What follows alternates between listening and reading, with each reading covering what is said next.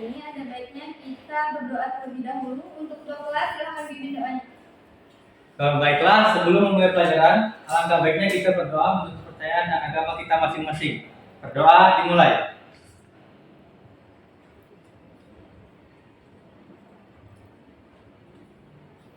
Berdoa selesai.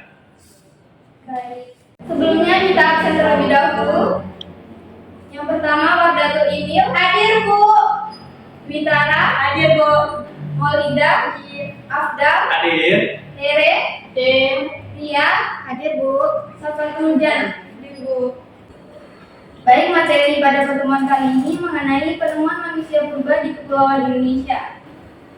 Penting untuk kita mempelajari materi ini karena untuk mengerti masa praaksara itu kita dapat memahami akar sejarah manusia, menghargai pencapaian manusia di masa lampau, menyadari bagaimana manusia berkembang dari awalnya, menyadari pentingnya inovasi dan adaptasi dalam bertahan hidup.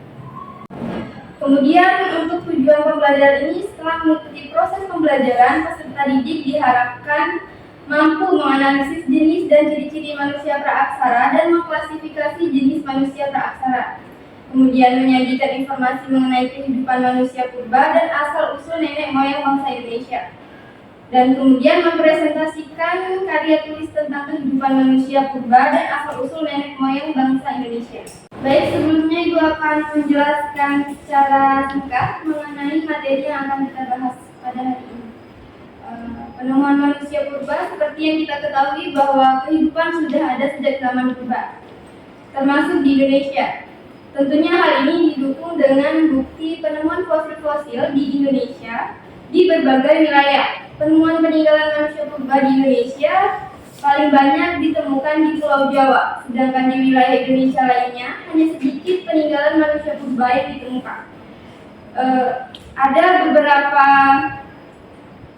tempat ditemukannya penemuan penting peninggalan manusia purba. Yang pertama itu Sangiran.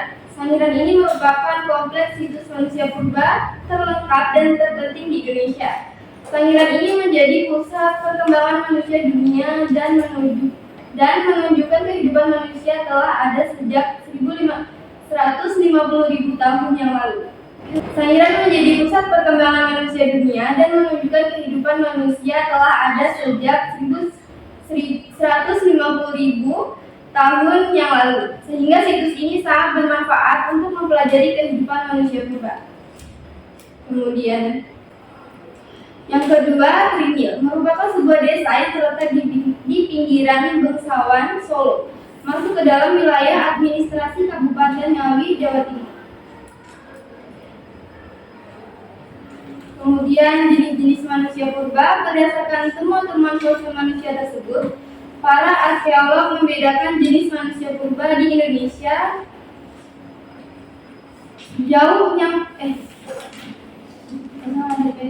jenis-jenis manusia purba. Berdasarkan temuan-temuan fosil, para arkeolog ini membedakan jenis manusia purba di Indonesia sejauh yang telah ditemukan saat ini.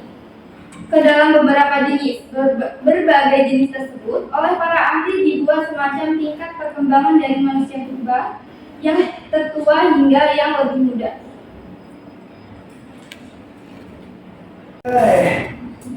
Jenis manusia purba yang pertama yaitu Megathropus paleojavanicus atau Homo soloensis. Penemu Megathropus ini yaitu Terhar Open North. Temuan ini fosil rahang bawah yang sangat besar. Kemudian tempat ditemukannya di Ngandong tahun 1936 hingga 1941. Kemudian ada Pithecanthropus erectus, itu ditemukan oleh Eupne Dodis. Yang temuannya itu fosil tengkorak dan tempat ditemukannya itu Trinil pada 1890. Kemudian ada Homo mojokertensis yang ditemukan oleh Joko Harjo dan Deuvis. Temuannya yaitu fosil-fosil manusia purba.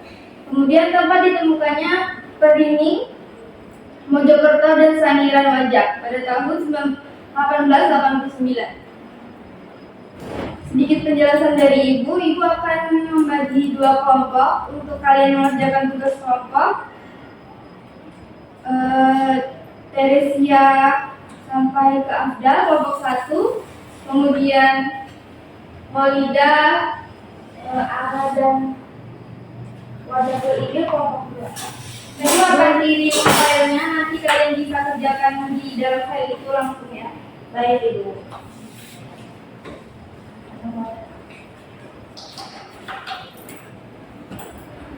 Ibu udah kirim di grup kelas 5PL Ibu ya. Itu ada 3 kolom.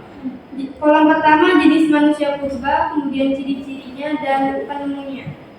Nanti kalian isi itu jenis manusia purbanya 3 saja masing-masing kelompok, kemudian tuliskan ciri-cirinya dan siapa yang menemukannya. Setelah itu nanti dipresentasikan satu-satu.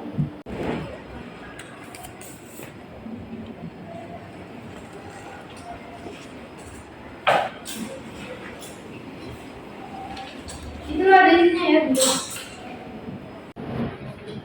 Berarti kita buat dulu ya Gimana tugasnya?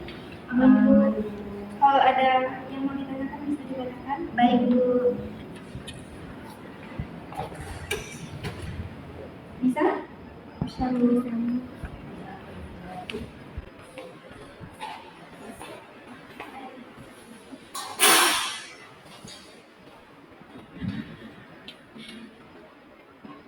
Bagaimana tugasnya? Ada yang sudah? Sudah Bu. Kami dari kelompok 2 sudah, Bu. Boleh? Perwakilan? Baik Ibu. Coba pentasan. Aja ya.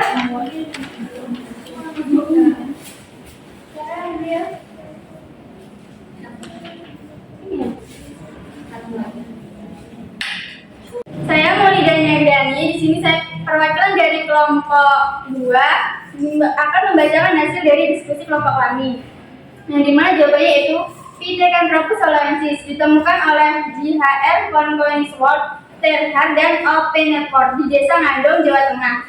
Ciri-cirinya meliputi tengkorak lonjong, tebal dan padat, serta memiliki rongga mata yang sangat panjang. Selanjutnya ada Homo wajakensis, ditemukan di Desa Wajak, Tulungagung, Jawa Timur oleh Insinyur Pertambangan B.D. van Rietschoten pada tahun 1889. Dengan ciri-cirinya meliputi gigi yang besar dan kuat, serta hidup sekitar 40 tahun yang lalu. Selanjutnya ada Homo florensis, ditemukan di Pulau Flores pada tahun 2003 oleh tim arkeologi Australia Indonesia. Ciri-cirinya meliputi tinggi sekitar 1 meter dengan berat badan sekitar 25 kg dan memiliki otak sebesar bola tenis. Sekian presentasi dari kelompok kami. Saya akhiri. Wassalamualaikum warahmatullahi wabarakatuh. Silakan kelompok selanjutnya.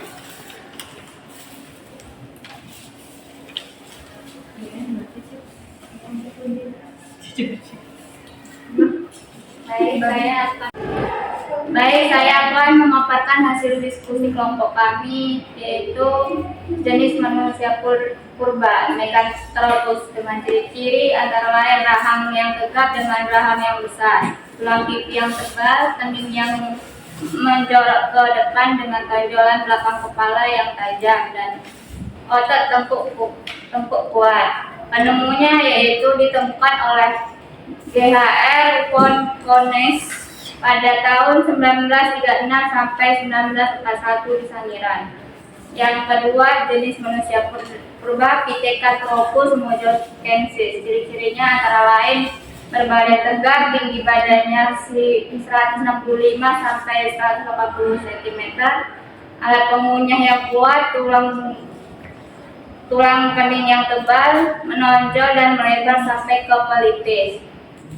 Penemunya yaitu ditemukan oleh Feinderich dan Gerhard von Koenigswald pada tahun 1936 di Perning, Mojokerto, Jawa Timur.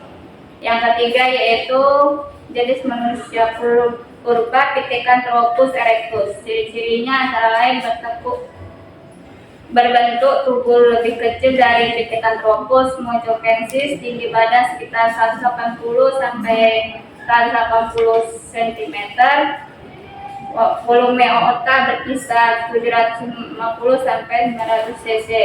Ditemukan oleh Eugene Dupes pada tahun 1891 di Lembah Bengawan Solo, Desa Trengin, Jawa Tengah. Sekian dari saya.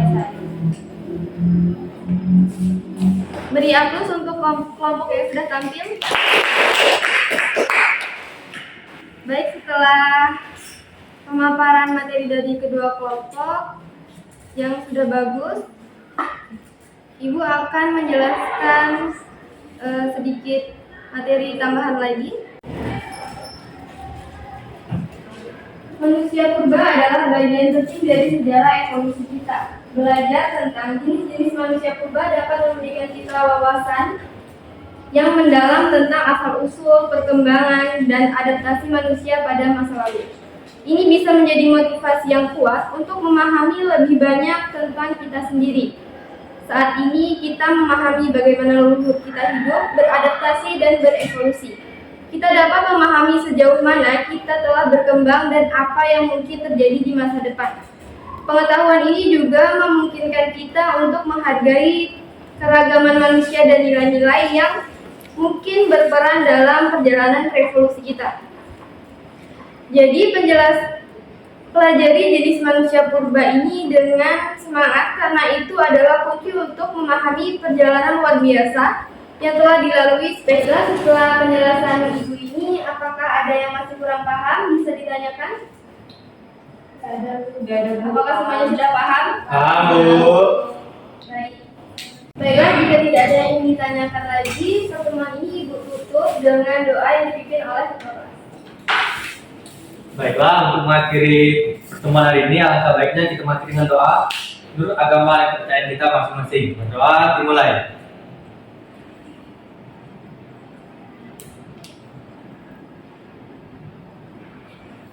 Berdoa selesai.